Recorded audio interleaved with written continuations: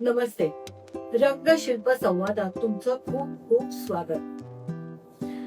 आमच्या प्रत्येक एपिसोडला तुमच्याकडनं भरपूर प्रतिसाद मिळतोय आहे. जे आम्ही संवाद साधतो शिल्पकार किंवा चित्रकाराचे, ते तुम्हाला खूप आवडतंय. पण काही जणांनी असं विचारलं की जलरंगात काम करणाऱ्या कुठल्यातरी चित्रकाराची तुम्ही ओळख करा आणि त्यांच्याशी संवाद साधा. म्हणून आज मी खास इथे बोलवलंय हे विकास पाटेकर या. नमस्कार मीनाताई. नमस्कार. नमस्ते. रंगशिल्प संवादात तुमचं खूप खूप स्वागत. आनंद. तुमची ही चित्र मी पाहिली. पहिल्यांदा मी तुम्हाला कुठे पाहिलं माहितीये? Times of India. एक्झॅक्टली. सांगा ना ते काय. टाइम्स ऑफ इंडियाचा त्यांचा दरवर्षी एक उत्सव असतो. बरोबर. तर ह्या वर्षी त्यांनी ठरवलं की काही चित्रकार लोकांना बोलवायचे. तर कशी निवड केली, का केली मला माहित नाही, पण माझं नाव त्यांच्यापर्यंत पोहोचलं आणि त्यांनी मला निवडलं. म्हणाले असे असे किल्ले आहेत शिवाजी महाराजांचे की जे लोकांना माहित नाही. झांसीचा आहे, त्यानंतर सालेरचा आहे, ते किल्ले माहितच नाही. फक्त पन्हाळा, रायगड, राजगड नेहमीच हे नेहमीचे किल्ले माहिती आहेत. तर ते मला लाईव्ह डेमो म्हणजे रेखाटण्यासाठी त्यांनी बोलवलं आणि प्रचंड प्रतिसाद मिळाला. म्हणजे लोकांना एवढ्या मोठ्या चित्रावर जलरंग करतात हे बघून लोकांना आवडलं आणि तो एक वेगळा मला पण एक्सपिरियन्स होता. बरोबर. आणि ते रस्त्यावरच त्यांनी डिस्प्ले त्यांच्या पेव्हमेंट वरती होतं, फक्त त्यांनी बॅरिकेड्स घातलेले. हो. पण आम्हाला तेवढं स्वातंत्र्य होतं की कोणी जवळ वगैरे येत नव्हतं. पण खूप सुंदर कार्यक्रम झाला. खूप छान. खूप छान कार्यक्रम. आतमधलं एक्झिबिशन पण खूपच सुंदर होतं. सुंदर सुंदर सुंदर. समीर कर्वे म्हणून आहेत हो. Assistant editor. त्यांनी खूप चांगलं आमच्यासाठी नियोजन केलं होतं. तुला कुठे रेफरन्स मिळाले त्याचे? त्यांनी दिले. हा. त्यांनी रेफरन्स मला दिले होते, कारण त्याशिवाय ते करणं कठीण होतं. आणि मी त्याला एवढंच सांगितलं होतं की पूर्वी मी ज्या वेळेला आम्ही लँडस्केप्स करायचो त्यावेळेला पन्हाळा बेळगावला असल्या कारणाने पन्हाळ्याला अगदी जवळ, त्यामुळे आम्ही आणि थंडगार थंडीमध्ये धुकं वगैरे. तर तो म्हणाला हा विकास मग तू करायचं आमच्यासाठी 2 किल्ले तुला रंगवायचे आहेत आणि लाईव्ह करायचं डेमो. म्हणजे बरं. मग तो लाईव्ह डेमो केला. बराच प्रतिसाद मिळाला. बरं. कोणी आलं का तुझ्याकडे ते? मुंबईकर कोणी नाही आला, पण कोल्हापूर आणि औरंगाबादचे 2 विद्यार्थी आलेले. तर त्यांनी मला विचारलं की सर हे तुमचे पिगमेंट्स कुठले आहेत, तुम्ही ब्रशेस कुठले वापरता. कारण ते वापरतात ते आता सध्या सिंथेटिक वापरतात. सेबल एअर बॅन झालेलं आहे. सेबल एअर तुम्हाला आता मिळत नाही आणि विकत सुद्धा घ्यायला गेला तरी प्रचंड महाग असतात. म्हणजे एक एक ब्रश असतो तो 23, 25, 30 हजाराचा ब्रश असतो. तो आता विद्यार्थ्यांना कसा परवडेल. हे कागद सुद्धा जवळजवळ 2,5-3 हजाराला एक कागद असतो आणि ह्याच्यावरती there is no margin for it. Once you make a mistake it's a mistake. Be confirm that it's a mistake.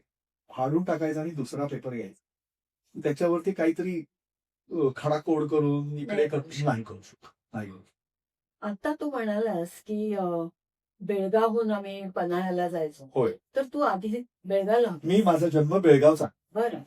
बेळगावला शिकलो आणि माझे गुरु के.बी. कुलकर्णी सर. आणि मजा अशी आहे की मास्तरांकडे बरीच मुलं आली पूर्वीपासून. तर 60 साली रवी परांजपे पहिला मुंबई. अरे वा. त्याच्यानंतर रवी परांजपे पहिला मुंबईला आले. टाइम्स ऑफ इंडियाला आर्टिस्ट म्हणून काम करा. त्याच्यानंतर बिंदू कुलकर्णी त्यांचा पुतण्या आला. त्याच्यानंतर जॉन फर्नांडिस आला. जॉन फर्नांडिस. त्याच्यानंतर आम्ही आलो. ते बरोबर 10-10 वर्षाच्या अशा दशकांनी आम्ही मुंबईत पावलं ठेवली. पण सगळे जण विचारतात की तुम्ही सगळे एकाच मास्तरांचे विद्यार्थी, असं काय आहे इकडे बेळगावात. मी म्हटलं काय आहे वगैरे नाही, पण आम्ही. पण म्हणजे त्यांच्याकडे असंच तुम्ही शिक्षण घेतलं की कॉलेजमध्ये होतात आणि तिथे? मी अत्यंत स्पष्ट बोलतो. मला जे स्कूल ऑफ आर्टनी त्यावेळेला ऍडमिशन नाकार. हो. त्यांनी मला दिली नाही. कारण काय होतं? कारण काय होतं माहित नाही, पण मला म्हणाले माझा इंटरव्ह्यू झाला, सगळं झालं, पण मला म्हणाले की तुमचं काम कमकुवत आहे. असं त्यावेळेला म्हणजे 85-86 असेल कदाचित. त्यांचा दृष्टिकोन माझ्याविषयी बघण्याचा वगैरे वेगळा असेल. नंतर आम्ही इम्प्रूव्ह होतो, पण त्यावेळेला मिळालं.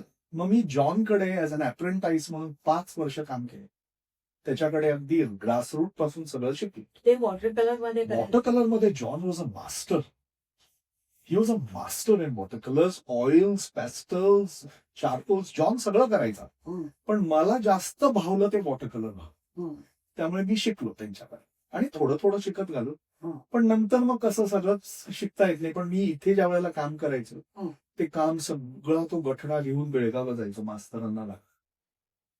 तो एक आनंद वेगळा होता. आणि मग ते मास्तर एक एक एक एक बघायचे चित्र, छान चित्र बघायचे आणि म्हणायचे अजून कर रे काम, अजून खूप काम केलं पाहिजे, आता कुठे सुरुवात आहे. ते 10 वर्षांनी म्हणाले, ते 10 वर्ष करतच आहे. 10 वर्षांनी त्यांनी मला सांगितलं गुरूंनी की अजूनही काम कर, अजून पुष्कळ सुधारणा व्हायची आहे.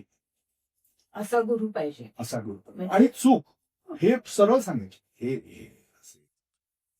कॉम्प्रोमाइज नाही चित्रामध्ये. गाण्यामध्ये कॉम्प्रोमाइज करतात का? सूर चुकला की परत गावं लागतं की नाही, मग तुम्ही कशाला कॉम्प्रोमाइज करता, असं म्हणायचे. पण आता जलरंगामध्ये तुम्हाला काही चूक झाली तर ती सुधारता येते? नाही, जलरंगामध्ये चूक झाली की चूक, there is no margin for error. तुम्ही ती चूक सुधारण्याचा प्रयत्न पण करू नये, कारण त्याच्यावरती दिसतं तो सहज ते आलेला रंग, तो लोकांच्या डोळ्याला दिसला पाहिजे.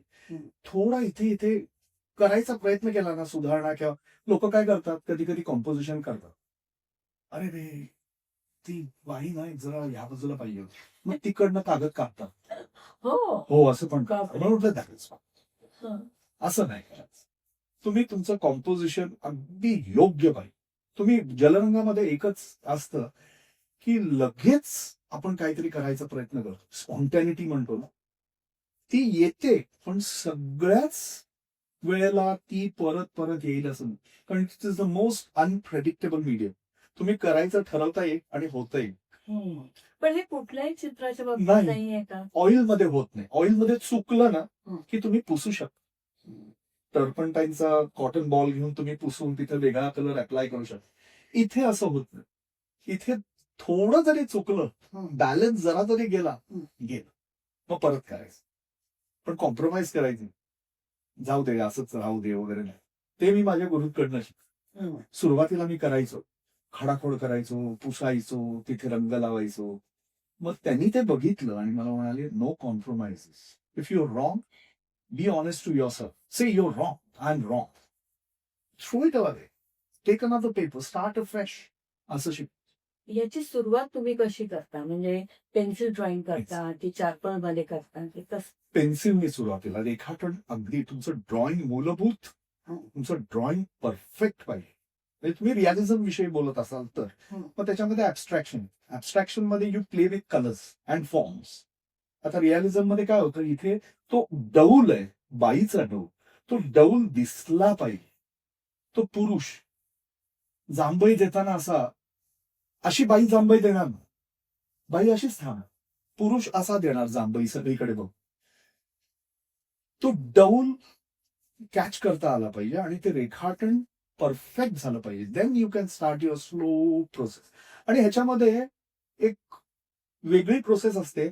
ऑइल्स मध्ये we start from dark to light, ह्याच्यामध्ये लाईट टू डार्क, असं सावकाश एकावर एक लेयर्स देऊन मग ते पूर्ण. आणि एवढं करून सुद्धा ते चित्र बरोबर होईलच खात्री. याची खात्री हे सांगता येईल.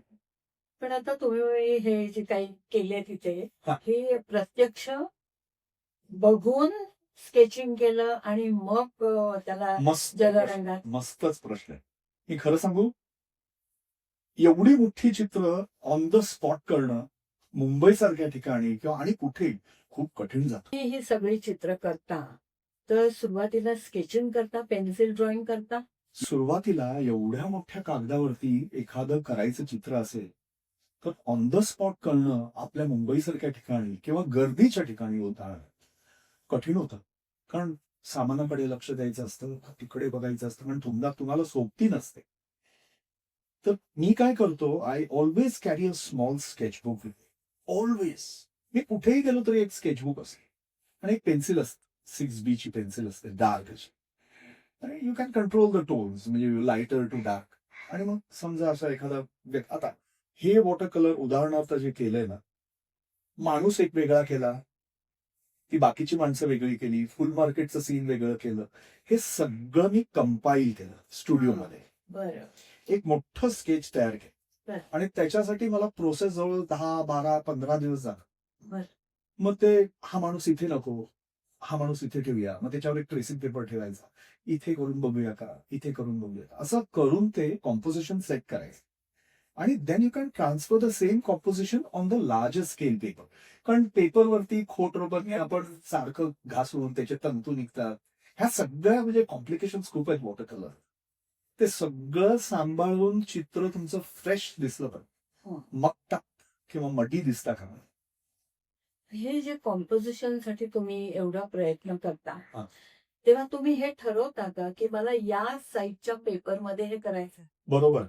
काय होतं, कधी कधी मार्केट सीन असेल तर ते मार्केट सीन छोट्या कागदावर केलं तर बरं दिसेल का, त्याच्यापेक्षा मोठं केलं तर कसं दिसेल, त्याच्यापेक्षा मोठं केलं तर कसं दिसेल. ती विजन आपोआप डेव्हलप झालेली असेल. बरेच वर्ष काम करून ती डेव्हलप होते विजन. आणि मग आपण एखादं स्केच करतो ना, त्याच वेळेला ठरतं की अरे हे मोठं केलं तर चांगलं दिसेल, हे व्हर्टिकल केलं तर चांगलं दिसेल, हॉरिझॉन्टल किंवा व्हर्टिकल, असं ते मनात विचार चालू असतो आणि त्याप्रमाणे ते रेखाटन होतं. स्केचिंग हे कंटिन्युअसली करायचं. चित्रकारांनी हात थांबवला नाही पाहिजे. जसा गळा थांबवायचा नाही तसा हे थांबवायचं. माझ्या गुरूंनी एकच सांगितलं, काही जरी करत नसशील तरी हातात पेन्सिल घेऊन पॅड ठेव, मांडीवर पॅड ठेव आणि काहीतरी रेघोट्या मारत बस. म्हणजे कसं, सवय असते, बोटांना सवय असते, हाताला सवय असते, मेंदू तुझा इंटॅक्ट राहतो की आपण काय करतोय आणि त्यातून तुला आयडिया सुचतात की पुढच्या चित्रकाराला तुला जर समजून सांगायचं असेल की बाबा हे असं नाही असं, तर तू सांगू शकतोस. हे महत्वाचं आहे. पहिली गोष्ट म्हणजे मार्गदर्शन अत्यंत व्यवस्थित आणि परफेक्ट असायला. नशीब तुम्ही कधी पीए धोंडांना भेटला होता? तुम्हाला मजा माहितीये का, आम्ही ज्या वेळेला मास्तरांकडे होतो त्यावेळेला मास्तरांचे प्रोफेसर धोंड सर, तर ते बेळगावला आले होते आणि त्यांनी डेमो दिला होता आणि मला वाटतंय मला तो क्लिक आहे ना, तो वयाच्या 15व्या वर्षी तिथेच झाला. एवढा मोठा कागद आणि आम्ही अशा अगदी 1-2 मीटरवर थांबलेलो आम्ही सगळं. आणि ते असा तो रंग, असं पाणी लावून तो रंग. एक्सपर्ट होते ते अरे त्याच्यामध्ये. ही वॉज आणि त्यांचे सीस्केप फारच सुंदर. माझ्याकडे एक आहे ते. सुंदर, खूप सुंदर काम. आणि आम्हाला आठवतं की मला वाटतंय मीनाताई, ह्या गोष्टी आहेत ना, ह्या कुठेतरी तुम्हाला बॅक ऑफ द माइंड त्या इन्स्पिरेशन घेऊन गेलेल्या आहेत. आणि नंतर मग माझे मास्तर सुद्धा खूप सुंदर जलरंग करायचे. ते आवडायला लागलं. मग मी मुंबईला आलो जॉनकडे. तो जॉन एकदम भयंकरच, म्हणजे मास्तर काय म्हणायचे, तो राक्षस आहे. त्याचं काम म्हणजे ते बघूनच तू असा हे होशील. पण ते व्हायचं आणि असं व्हायला हवं. जर तुम्हाला एखादी गोष्ट भावली तर ती दिवसेंदिवस तुम्हाला ती सारखी घोळत राहिली पाहिजे. डोक्यामध्ये काहीतरी विचार चालला पाहिजे की अरे हे कधी येणार मला, हे असं काम कधी करू, तरच तुम्ही करू शकता, नाहीतर नाही. हे स्वतंत्र पेंटिंग्स करणं वगैरे जे आहे, हा. ते तुम्ही पहिल्यापासून करताय की आधी काही जॉब करत होता किंवा काही आणि मग नंतर आता? कारण बऱ्याचदा असं होतं की आपल्याला जे करायचं आहे ते आपण नंतर शांतपणे करतो आणि कारण सर्व्हाइव्ह व्हायला पाहिजे यात. एक्झॅक्टली. मी जॉनकडे काम केलं. त्याच्यानंतर जॉननी मला सांगितलं, हे बघ, हे सगळं मटेरियल घ्यायला पैसे लागतात. त्यामुळे तू आता तुला इलस्ट्रेटर म्हणून, रेखाटन चांगलं होतं माझं, त्यामुळे तू इलस्ट्रेटर म्हणून ऍडव्हर्टायझिंग एजन्सीमध्ये नोकरी कर, म्हणजे तुला थोडं मानधन मिळेल आणि मग त्यातून तू काय कागद बिगद घेऊ शकशील. आणि लिटरली मी तेच केलं. मी ऍडव्हर्टायझिंग एजन्सीमध्ये 14-15 वर्ष इलस्ट्रेटर म्हणून काम केलं. बरं. आणि मग पगारातनं अगदी 60% माझा पगार मी ह्याच्यामध्येच घालवायचो. कागद घ्यायचो, ब्रशेस घ्यायचो. कारण जॉनचे ब्रशेस बघायचो मी, मास्तरांचे ब्रशेस बघायचो. पण तो ब्रिसल, ते सेबलरचे ब्रिसल्स वगैरे बघितले ना,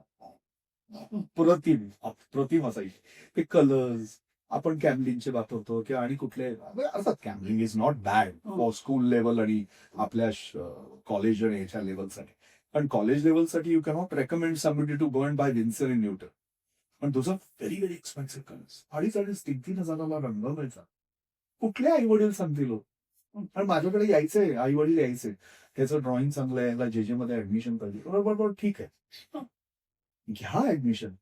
पण पुढे काय करणार तो? नाही, त्याला फाईन आर्ट्सला जायचं. बरं, फाईन आर्ट्सला जाऊन तुम्ही करणार काय? त्याचं उदरभरण कसं? तो चित्र करून विकत करून घेणार. तुम्हाला नोकरी करायला नको का? मग मी त्यांना सुचवतो, बाबा तू चांगलं ड्रॉइंग आहे तुझं, तू अॅनिमेशन, तुला थोडं मानधन मिळेल आणि मग तो तुझा जो काही हॉबीज असतील किंवा छंद असेल म्हणा, की वॉटर कलर करायचंय किंवा ऑइल करायचं, you can buy your material with the money, but not immediate and nobody is going to buy. माझं चित्र 40व्या वर्षी पहिला विकत घेतलं तुम्ही, बर. तोपर्यंत मी काम करतो. इच्छा असते कुणीतरी विकत घ्यावं, पैसे मिळावे चित्राचे, हे प्रत्येक चित्रकाराला वाटतं. पण एक केलं, विकत घ्यावं म्हणून चित्र करत, ते चूक. शांत सुख आहे. Yes, this is my passion. I want to paint what I feel like painting. आणि मला कधी काम करायचंय त्यावेळेला मी काम करणार. मग काम करताना nobody is allowed in my studio. बायको नाही, मुलगी नाही, कोणी नाही, कोणी नाही. सगळं दरवाजा बंद केला की 7 ते 4 मी एकटाच आतमध्ये असतो. हे केव्हापासून सुरू केलं? हे जॉब सोडला का? मी 2021ला ऍक्टिव्ह ऍडव्हर्टायझिंग ब्रेक केलं, कारण मला हे करायला मिळत नव्हतं. आणि I had made money for myself, so I could sustain myself. After the marriage also I could sustain. आणि करत गेलो, चित्र करत गेलो. त्याच्यानंतर माझं एक एक्झिबिशन झालं. तिथे माझे डायरेक्टर होते फराद गिनी म्हणून. त्यांनी माझं पहिलं चित्र विकत घेतलं आणि मला म्हणाले, तू मला किंमत सांगू नको. He was a fantastic human guy. Director एव्हरेस्टचे डायरेक्टर होते, एव्हरेस्ट ऍडव्हर्टायझिंग एजन्सी डायरेक्टर. ते म्हणाले, you should not ask for how much I should pay you, I will pay you how much I know the value of your work. आणि त्यांनी मला पैसे दिले होते. तो आनंद असतो, तो वेगळा वेगळा आनंद असतो. हे असे सोलो शोज किती केले तुम्ही? मला वाटतंय 30 ते 35. ओके. आणि त्यातले मॅक्झिमम शोज बाहेर झाले. ओके. आणि जहांगीरनी पण मला काम कमकुवत आहे म्हणून हे दिलं नाही, गॅलरी दिली नाही. अजूनही माझ्याकडे पत्र आहे त्यांचं. म्हटलं ठीक आहे, कुणाशी कॉन्फरंट करत नाही. आय नेव्हर कॉन्फरंट, नाही देत, नाही देत, ठीक आहे. पण मग तुमची चित्र परदेशी गेली, हो. ती कशी काय? त्याचं असं झालं, I was very well connected with the consulate groups. म्हणजे जितके दूतावास आहे ना, त्यांच्याशी मी कनेक्टेड होतो. आणि माझा एक मित्र होता अलेक्स द गुंगवाल्ड. तो रिचर्ड ॲटनबरोचा एक्झिक्युटिव्ह प्रोडक्शन मॅनेजर होता. अच्छा. म्हणजे he has worked on the film Gandhi. बर. गांधी फिल्मवरती त्यांनी काम केलं आणि तो मुंबईत आला. तो चित्रपटाच्या समूहाबरोबर आला होता. त्याला इतकं आवडलं मुंबई, तो म्हणाला, I want to stay in Mumbai. Let everybody go back to England. I will go only for my visa, that's a business visa, and I will stay in Mumbai. आणि तो मुंबईत राहिला आणि त्याची माझी भेट झाली एका गॅदरिंगमध्ये. आणि मग काय देव जाणे, सूत जमलं म्हणतात ना, तसं जमलं. आणि म्हणाला, यू आर अन आर्टिस्ट. मग माझं स्टँडर्ड चार्टर्ड आर्ट गॅलरी, त्यांची छोटीशी गॅलरी माहितीये, तिथे माझं ना एक एक्झिबिशन झालं आणि तिथे अलेक्स आला आणि त्यांनी ते बघितलं. तर he also bought few paintings from me. आणि मजा अशी झाली की he went back to UK आणि तो ॲटनबरोला भेटायला गेलेला. तर त्याने ॲटनबरोला सांगितलं की I got a very good friend of mine who is a water colour artist in India and I will show you his work. म्हणून त्याला काय काय कामं होतं. रिचर्ड ॲटनबरोनी त्याला एका क्षणात सांगितलं, Alex, I want your friend to paint the first 2 scenes of the film Gandhi. Gandhi चित्रपट सुरू झाल्याबरोबर कॅमेरा पॅन होतो. एका बाजूला नुसती नदी आहे आणि दुसऱ्या बाजूला पॅन झाल्यानंतर काही लोक कपडे धुत आहेत. ते मला दोन्ही चित्र विकास करून द्या. आणि ती 2 चित्र त्यांनी माझ्याकडनं करून घेतली. ती त्याच्या रिचमंड पॅलेसमध्ये आता सध्या स्थित आहे. तर खूप म्हणजे पाश्चात्य लोकांनी मला खूप खूप प्रतिसाद दिला, मान दिला. तिथे एक्झिबिशन्सना बोलवलं. आणि पण जलरंगत ओनली वॉटर. तुमची बरीचशी चित्र परदेशात लोकांकडे आहे. हे रेड ट्री काय आहे? Red tree it's art gallery which is formed in Uruguay. आणि ती मोठ्या south America. South America, Uruguay. आणि त्यांच्याकडे माझी इन्फॉर्मेशन कशी गेली म्हणजे अर्जेंटिनामध्ये काही लोकांकडे माझी चित्र आहेत. तर अर्जेंटिना आणि उरुग्वे म्हणजे फक्त एक मध्ये खाडी आहे आणि ते बोटीनी सुद्धा प्रवास करतात. म्हणजे गोव्याला वगैरे मांडवी नदीवरनं तिकडे जातात किंवा गोराईवरनं इकडे असं अगदी छोटी खाडी येते मध्ये फक्त आणि ते डिस्टन्स तेवढा तो ट्रॅव्हल करतात. भाषा एकच आहे साऊथ अमेरिकेमध्ये, स्पॅनिश. स्पॅनिश. फक्त ब्राझील आहे ना तो पोर्चुगल म्हणजे लॅटिन अमेरिका या ती पोर्तुगीज भाषा आहे. तर त्यांनी ती चित्र बघितली आणि ते गॉट कनेक्टेड विथ मी. आणि त्यांच्याकडे एक अवॉर्ड असतो, इंटरनॅशनल आर्टिस्ट अवॉर्ड म्हणून असतं. तर त्याच्यासाठी त्यांनी बऱ्याच जगभर चित्रकारांना इन्व्हाइट केलं होतं की तुम्ही तुमची चित्र पहा. कुठल्याही प्रकारचे का फक्त जलरंग? जलरंग. त्यांनी फक्त वॉटर कलर मीडियम मध्येच केलं आणि मग त्यांनी सगळ्यांकडनं चित्र मागवली आणि जवळजवळ एक 700 चित्र होती. तर त्यातून त्यांनी ती सिलेक्ट करून मला निवडलं अरे आणि दे सिलेक्टेड मी as a artist of the year आणि त्यांनी ते मला इंटरनॅशनल अवॉर्ड दिले त्यांच्याकडून. So it was a huge function in Uruguay. त्यांच्या त्या वर्ल्ड ट्रेड सेंटरमध्ये त्यांनी ते ऑर्गनाईज केलेलं. खालची लॉबी होती, तिकडे माझं एक्झिबिशन केलं बऱ्याच जणांना. तर असं तो संपर्क माझा उरुग्वे आणि अर्जेंटिना. फक्त माझ्या गावात मला बेळगावला गेल्यानंतर प्रचंड महत्व मिळालं. त्यांनी माझं अगदी उदंड स्वागत केलं. त्याच्यानंतर तिथे त्यांनी सत्कार केला, पण मुंबईमध्ये केला.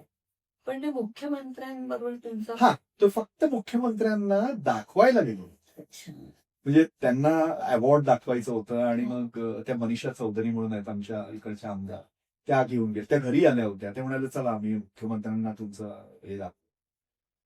मग त्यांनी सुद्धा माझं कौतुक केलं. We was sitting in one room आणि नंतर सगळ्यांच्या समोर ते चित्र वगैरे आणून दाखवलं. तो एक ते पर्टिक्युलर चित्र काय होतं? एक लँडस्केप होतं. पण ते it was just a print. It was not an original because original was sold in Uruguay. तर मी त्यांना ते गिफ्ट दिलं. म्हटलं हे तुम्हाला असं. हे किती साली साधारण झालं? 18-19 अवॉर्ड आहे माझ्याकडे. अवॉर्ड ते आय शो यू लेटर.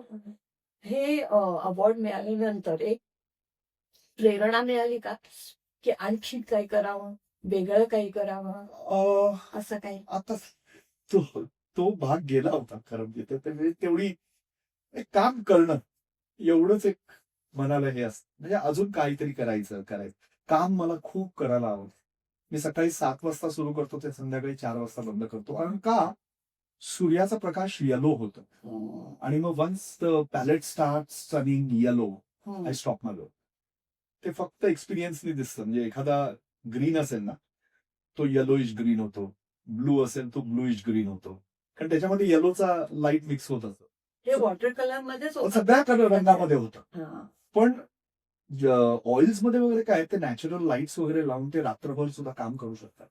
पण जलरंगात मी करत कारण मला ते आवडतच. मला तो टोन, ती ह्यू, ब्लू म्हणजे ब्लूज दिसला पाहिजे, येलो म्हणजे येलोच दिसला पाहिजे, येलोच्या सगळ्या छटा दिसल्या पाहिजे इथे जशा दिसतात तशा. तो थोडा जरी बदलला ना की I stop my water colour. Exactly at around 4-4:30 I stop my water. मला एक विचारायचं आहे की वॉटर कलर मध्ये रंग वर्षानुवर्ष तसेच राहतात का? आणि मग ते तसेच राहावे म्हणून काही त्याच्यासाठी काही वेगळी व्यवस्था असते का? किंवा ग्लास लावायचे किंवा ऍक्रिलिक शीट लावायचे किंवा असं, आणि त्याच्यामधून दिसणारं जे चित्र असतं त्याची काही व्हॅल्यू, मोल कमी होतं का? एक काळ होता की जे रंग आता आम्ही वापरतो ना त्याला परमनन्सी नव्हती. म्हणून लोक जलरंगातलं काम विकत घेत नव्हते. करेक्ट. कारण शेवटी तो पेपर बेस्ड आहे.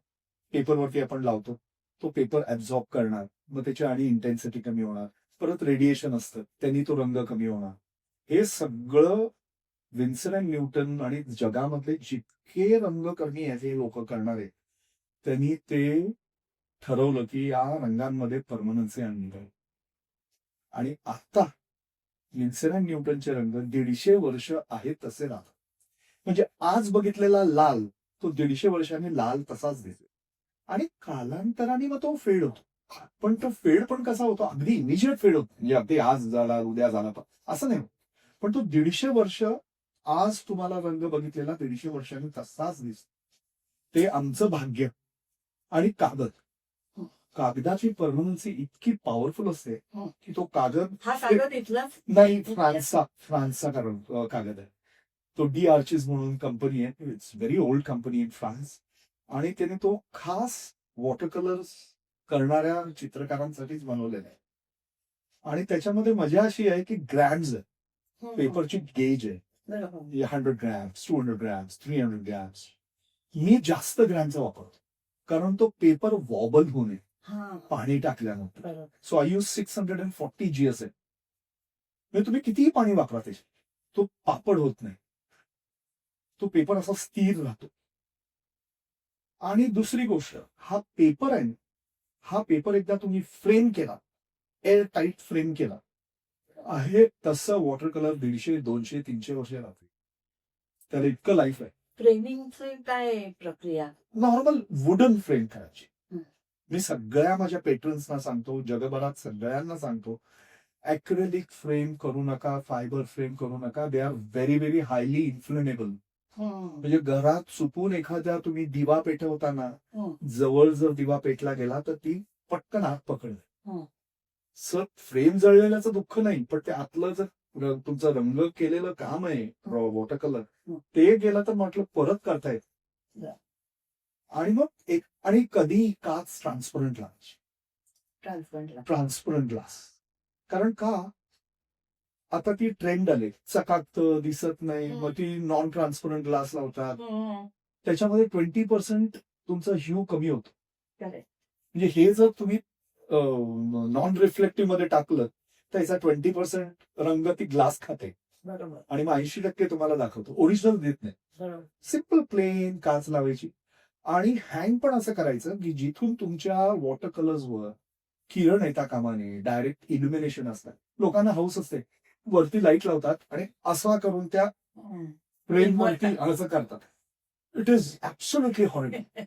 तो जितका लाईट पडतो ना तेवढाच रंग फेड होतो. आणि मग म्हणतो अरे तुझं वॉटर कलर फेड झालं. मी काहींच्या घरी इथे मुंबईमध्ये जाऊन बघितलेलं आहे. ते म्हणतात तुमचं रेडिएशन आहे ना, it's straight on the paper. So that is the reason you have lost all the hues from the paper. So make sure, let it have a normal radiation. Like museum मध्ये जाता, art gallery मध्ये जाता, मध्ये दिवे असतात आणि चित्र भिंतीवर असतात, त्यामुळे त्याच्यावरती लाईट पडतो, तो त्याची एनर्जी कमी होऊन पडलेला लाईट असतो. हे कळलं पाहिजे. आता सध्या काय ट्रेंड आहे त्याच्यामध्ये वॉटर कलर जलरंगात काम करणाऱ्या लोकांमध्ये काय ट्रेंड असं काही नाहीये. फक्त तुमचे विचार तुम्ही सदैव बदलत ठेवले पाहिजे. जे तुम्ही गेल्या 20 वर्षात करतात, 25 वर्षामध्ये काम करतात, त्याच्यामध्ये काहीतरी बदल आणता पाहिजे. मग तो बदल काय करायचा, त्या युक्त्या तुम्हाला स्वतःला चित्रकाराला ठरवाव्या लागतात. नाही तो बदल एकदम होतो, तो तुम्हाला सावकाश ग्रॅज्युअली करावा. म्हणजे अरे आपण असं केलं तर झाड आता निळं दाखवतंय ना, हिरवं केलं तर पिवळं दाखवत होतं. हे जे सूक्ष्म बदल असतात ना, ते केले की जो जाणकार असतो त्याला कळतं की artist has done something in his work, he is quite intelligent, his last in his work and now there is a change. मग ते बोलायला येतात आर्टिस्ट. मुद्दामून आर्टिस्टशी मला तो अनुभव पाश्चात्य देशामध्ये खूप आला. त्यांना चित्रकाराशी बोलायला प्रचंड आवड. आणि इनफॅक्ट नॉट ओनली संवाद संवाद महत्वाचा. आणि आपल्याकडे तो मोठा प्रॉब्लेम आहे. ते घाबरतात बोलायला, काय करायचं, की आपली काहीतरी चूक होईल वाटतं. पण आपल्या भाषेत येत नाही, इंग्रजी बोलता येत नाही. आणि मला ना हे सगळं माझ्या मास्तरांनी शिकवलं. कारण आम्ही इंग्लिश मिडियम मध्ये शिकून सुद्धा घरात मराठी बोलण्या कारणाने मित्रमंडळी मराठी, त्यामुळे बोलणंही मराठी. पण तुम्ही कानडी शिकला. मला कन्नड येत आहे, मला कन्नड येत आहे, बोलता येतं.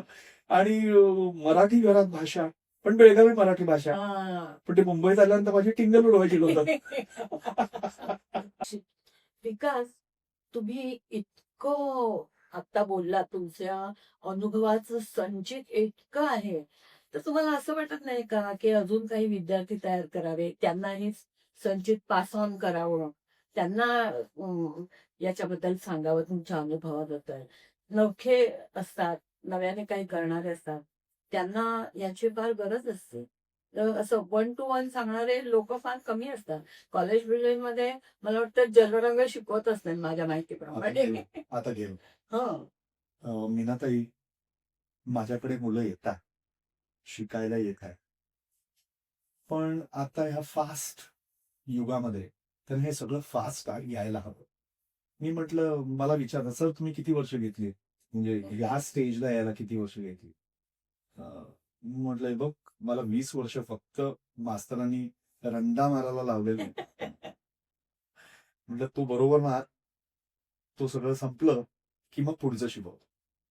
म्हटलं मला पहिल्यांदा फक्त त्यांनी वॉशेस करायला शिकवले, टोनल व्हॅल्यूज शिकवल्या, बेसिक शिकवलं, आणि मी सारखं माझ्या गुरूंना पण मी विचारायचं, मास्तर मला एक्झिबिशन करायचं, because I was very young, 24, 25, 26, आणि त्या एज मध्ये यू फील लाईक बिकॉज जॉननी केलं, परांजपेने केलं, मी पण तुमचाच विद्यार्थी आहे, मला पण एक्झिबिशन करशील, होणारच.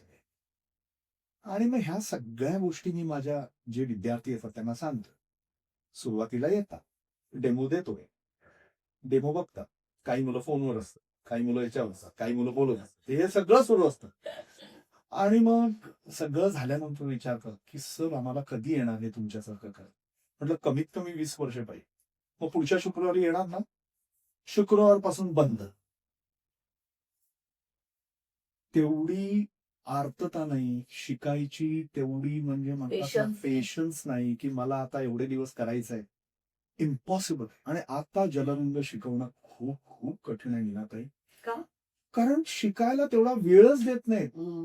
त्यांना सगळं आलं पाहिजे. मुलं विचार, सर स्पॉटेड टेक्निक कसं, त्यांना टेक्निक महत्वाचं असतं, त्यांना ते बाकीचं काय असतं ना ते महत्वाचं. सर तुम्ही हा रंग एकात एक कसा मिक्स केला, हे मी म्हटलं तुम्हाला डेमो देतो, तुम्हाला एक तासभर डेमो देतो, डेमो दिल्यानंतर बघा, मी आय डोंट हाईड एनिथिंग.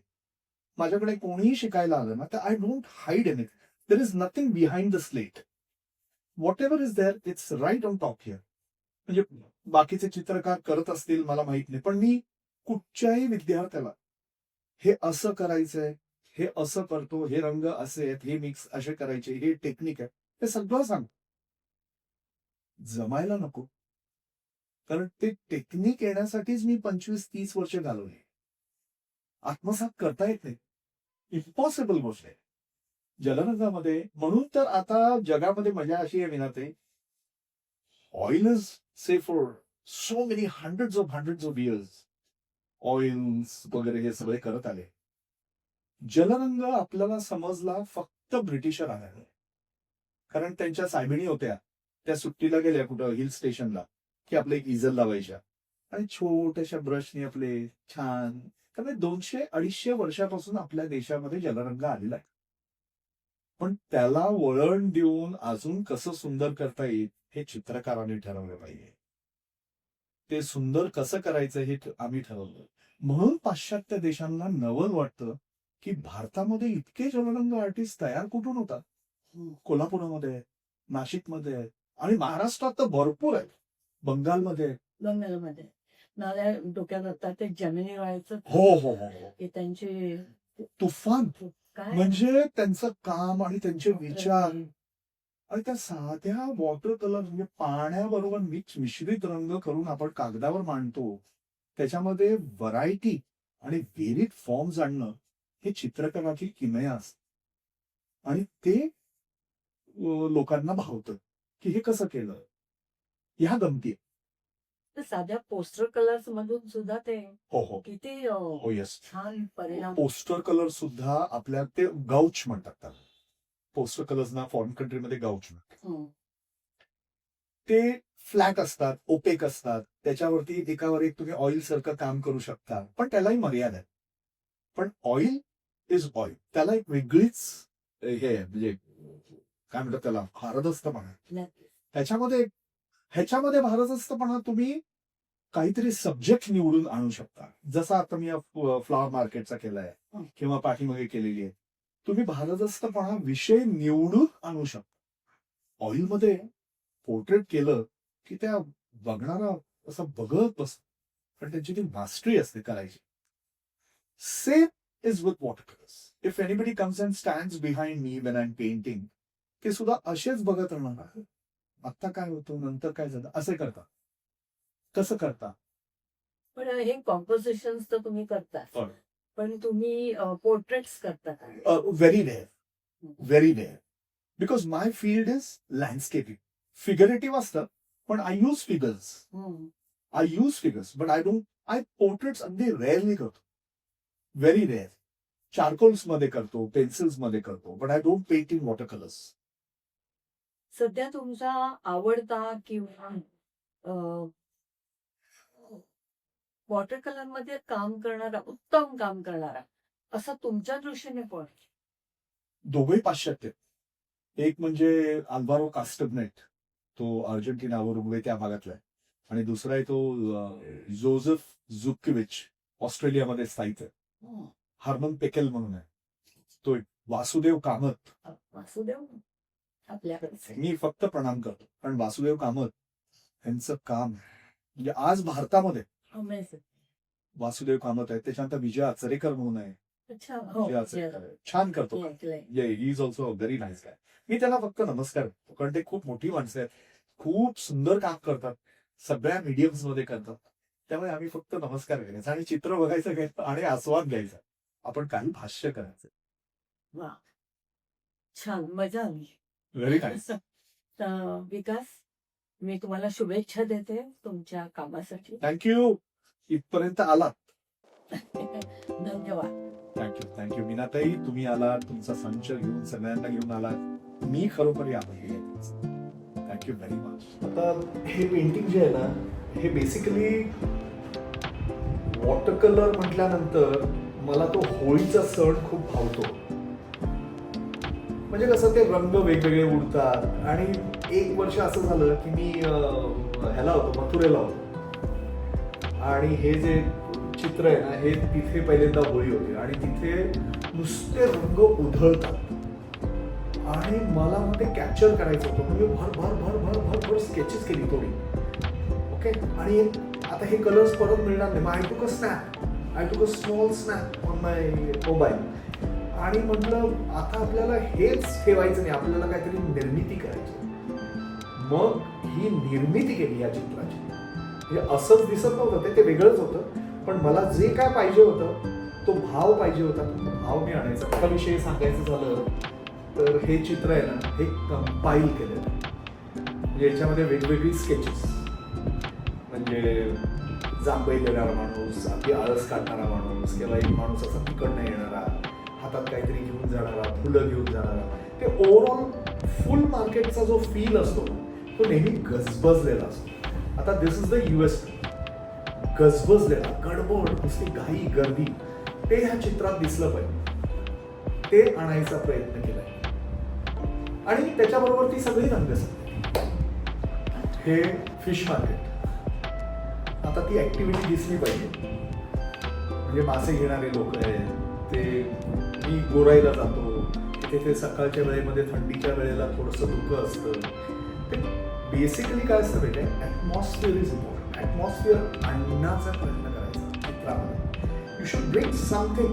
त्या चित्रासाठी अनुसरून असे काही विषय असतात की धुकं असेल, कडक ऊन पडलेलं असेल, ह्या गोष्टी ज्या असतात ना, ह्या चित्रामध्ये आणण्याचा प्रयत्न करायचा.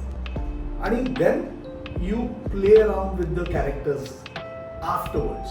पण पहिल्यांदा काय, तुला काय दाखवायचं होतं, तुला भावलं काय, ते धुकं आहे, लोक काय ते काहीतरी करतायत, काहीतरी घेत आहेत विकत, हे सगळं दाखवण्याचा प्रयत्न केला ह्या चित्रात. ह्या चित्राविषयी सांगायचं झालं ना, तर आपल्याकडे झेंडूची फुलं साधारणतः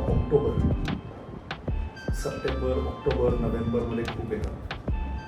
आणि ह्याच्यामध्ये सुद्धा कंपायलेशन आहे. मी कलकत्त्याला ज्या वेळेला गेलेलो त्यावेळेला त्यांचा जो एक हावडाच्या पलीकडचा एक मार्केट आहे, मोठा मार्केट आहे, फुल मार्केट. आणि तिथे मेजरली म्हणजे 90% फुलं जी विकली जातात ती झेंडू असते. आणि काही स्केचेस आहेत ना, ही दादरच्या वरच्या ब्रिजवरनं मी खाली केलेली आहे, ते पण कंपाईल केले.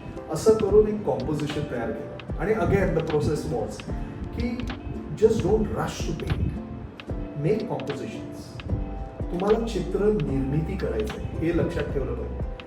मग ते असंच आलं पाहिजे आणि तसंच आलं पाहिजे ह्या गोष्टी विसरायच्या अशा वेळेला. तुम्हाला चित्र निर्मिती करायची असते. चित्र निर्मिती ज्या वेळेला आपण करतो त्यावेळेला आर्टिस्टच्या मनात जे काय भाव असतात ते आणण्याचा प्रयत्न करतो चित्रामध्ये. आणि मग ते गजबजलेलं मार्केट, ते फुल मार्केट, ते लोकांची ऍक्टिव्हिटी दिसली पाहिजे, या सगळ्या गोष्टी आल्या पाहिजेत. त्यासाठी स्केचिंग इज इम्पॉर्टंट. असं करून हे चित्र तयार झालं.